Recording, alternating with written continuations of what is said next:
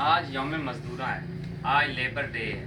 پوری دنیا میں آج مزدوروں کا دن منایا جا رہا ہے، اور مزدوروں میں ہر وہ بندہ شامل ہوتا ہے جو اپنے ہاتھ سے کام کرتا ہے یا اپنے ذہن سے کام کرتا ہے، یہ جسمانی مشقت کرتا ہے اور اس کے بدلے اجرت لیتا ہے۔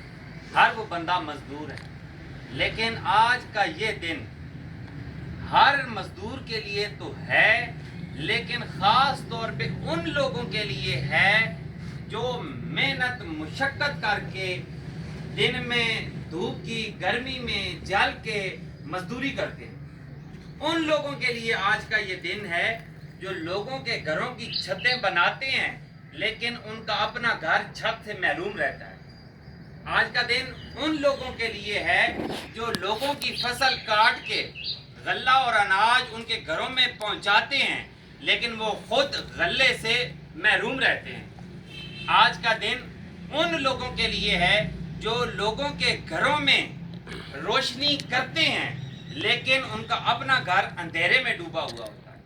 اور آج کا دن اس مزدور کے لیے ہے جس کی آنکھوں سے بہنے والے آنسو اس کے پسینے میں مل کے مٹی کے ساتھ مل جاتے ہیں، لیکن اس کے غموں کا کوئی مداوا نہیں کرتا۔ آج کا دن اس مزدور کے لیے ہے جس کو آج بھی کام سے فرصت نہیں ہے۔